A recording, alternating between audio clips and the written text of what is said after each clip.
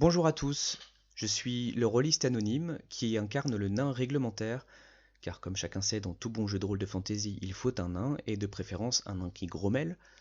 Le nain réglementaire donc, dans ce premier scénario d'Adventures in Middle-earth, sous la houlette de notre bien-aimé gardien des légendes, loué soit son nom et son blog, et puisse les dés tout-puissants favoriser ses vues, Nebal. Ce nain s'appelle donc Narvi, et c'est un frère d'armes, ou guerrier, comme vous voudrez, de niveau 1. Vous me pardonnerez, je l'espère, ces quelques mots qui, en guise de préambule, vous permettront de cerner un peu plus le personnage, avant d'écouter, si le cœur vous en dit, le journal qu'il tient quand le train de ses aventures avec sa compagnie le lui permette, c'est-à-dire quelques minutes par soir au maximum, et pas tous les soirs, comme vous pourrez le constater.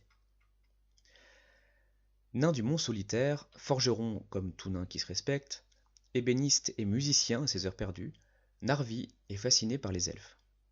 Il rêve de voir un jour se réaliser à nouveau une alliance digne de ce nom entre les nains et les elfes, comme au début du second âge, quand les hauts elfes de Husei et les nains de Khazad-dûm conjuguèrent leurs talents pour faire la grandeur désormais perdue de leurs peuples respectifs.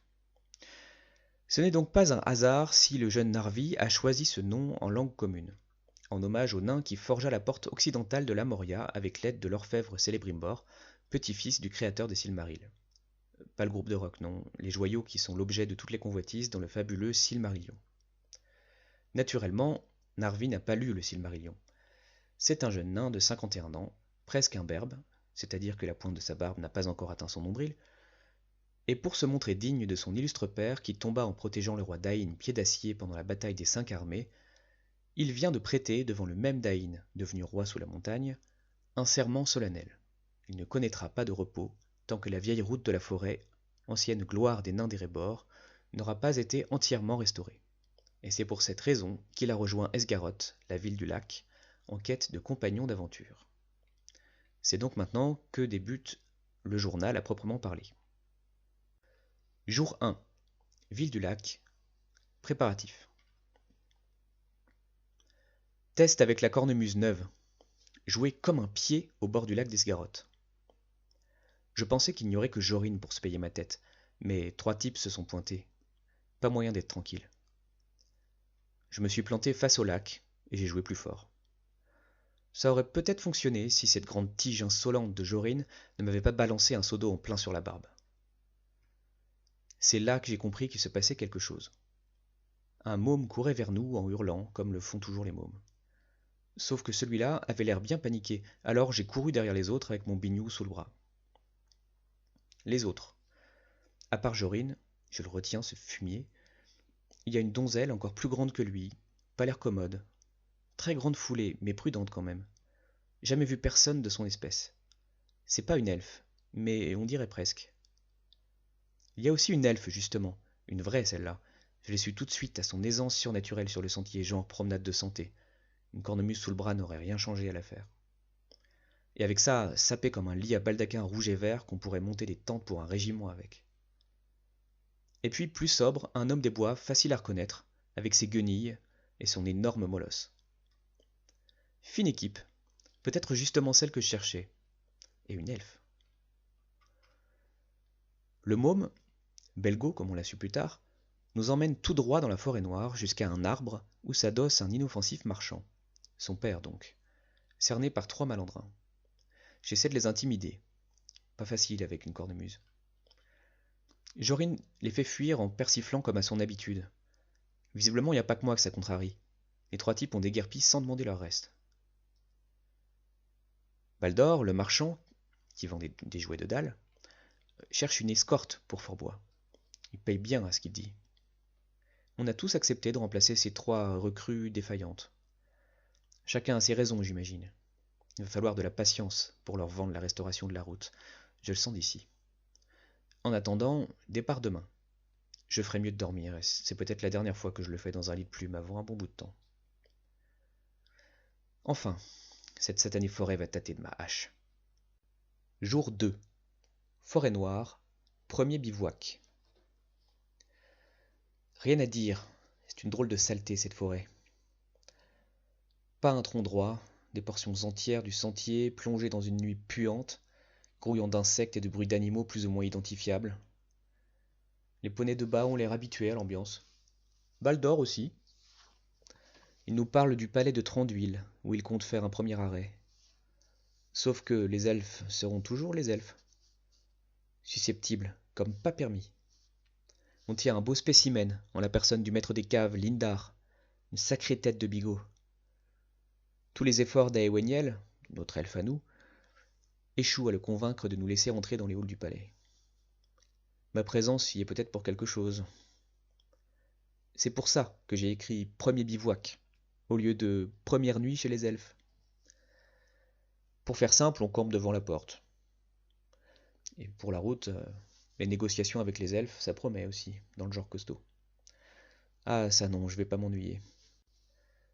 Jour 3, forêt noire, second bivouac.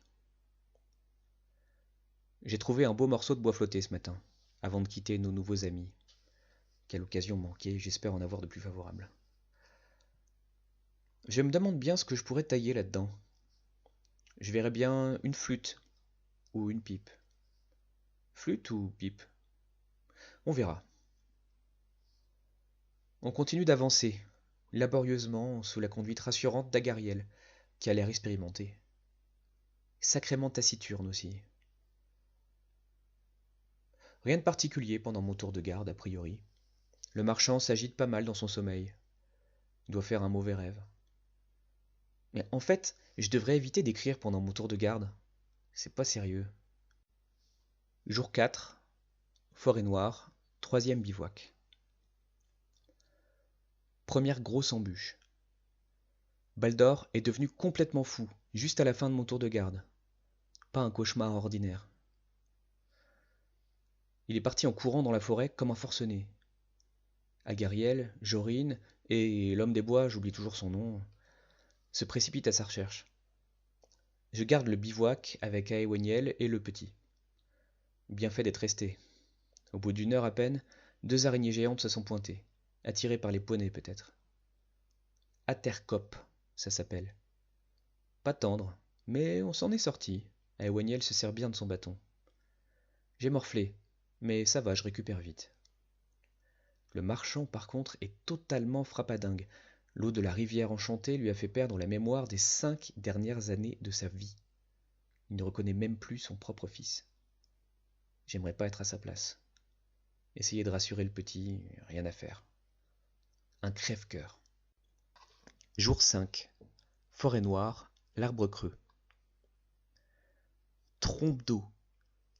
Tout le long lac nous est tombé dessus. J'ai beau être solide, mon poids et mes courtes pattes me limitent. Mes bottes s'enfoncent jusqu'aux genoux. Premier vrai regret de nos cavernes, où l'on n'a jamais à souffrir de la pluie.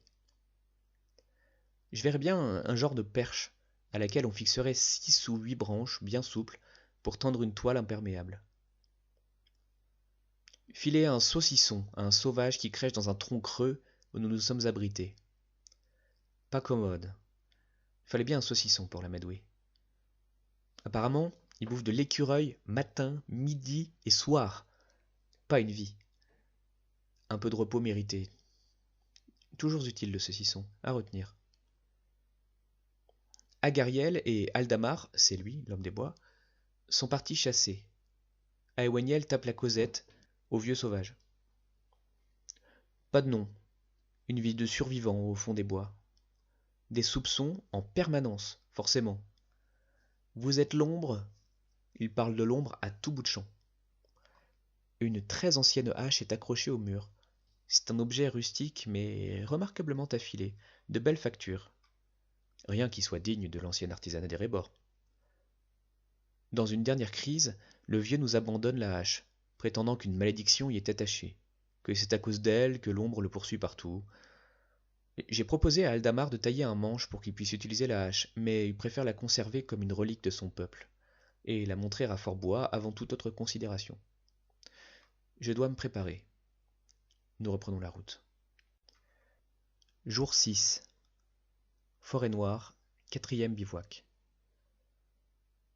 Combattu une chose innommable au fond d'un puits, qui semble avoir attiré Agariel, Jorine, Aeweniel et Belgo. Agrippé par un tentacule sacrément puissant qui m'aurait entraîné au fond du puits, sans le coup de sang qui m'a permis de le trancher et de me rétablir au bord. Il a fallu fuir. Cette fois, on n'y laisse personne, mais Agariel est mal en point. Côte cassée, contusion sur tout le côté droit. Sans les soins d'Awaniel, elle perdait connaissance. Cette forêt est bel et bien maudite. J'avais pourtant cru comprendre que le mal refluait. Jour 7, vers Fort-Bois, 5e bivouac. Nous voilà sortis, sains et saufs. On a réussi. Je le savais, et j'ai trouvé le groupe d'aventuriers que je cherchais. Chacun y tient son rôle, et l'ombre n'y a pas de place. Tous d'accord pour accompagner Baldor et son fils jusqu'à Fort-Bois. La fin du voyage devrait s'avérer plus tranquille.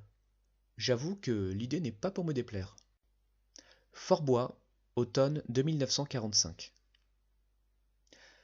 Nous voilà bien installés à Fort-Bois, où les hommes des bois nous considèrent désormais comme des hôtes de marque. Je crois même que les portes de toute leur cité nous sont ouvertes. Ou presque. Aldamar a eu le nez creux en rapportant la hache. C'est vraiment une relique de prix pour son peuple. Dire que je prévoyais de tailler un vulgaire manche en bouleau ou en hêtre, style cogné de bûcheron. Pour me rattraper, j'ai choisi une pièce de cèdre rouge du Rovagnon, bien robuste, comme on les aime, et qui sentait meilleur que les autres. Et j'ai pris 2 semaines pour en faire un beau manche ouvragé. J'y ai gravé ma première aventure. Près du fer, c'est le long lac et l'orée de la forêt. Le reste du manche est couvert de lianes et de troncs tortueux où l'on entrevoit les pattes velues des atercopes, le tracé sinueux des rivières empoissées, jusqu'aux tentacules qui ornent son extrémité. Je dois dire que c'est plutôt réussi, et que ça a l'air d'avoir fait son effet. La cornemuse, en revanche, n'a pas plus de succès qu'Asgaroth. Pas pu me décider entre la flûte et la pipe. De toute manière, j'ai largement le temps de faire les deux. Et puis, Aldamar, qui commence à me plaire, il dresse un jeune chien qui sera bientôt plus haut que moi et qui m'accueille en montrant les crocs. J'espère que ça lui passera. Aldamar, donc, m'a laissé quelques feuilles de tabac. C'est tentant. 2 ou 3 jours devraient suffire.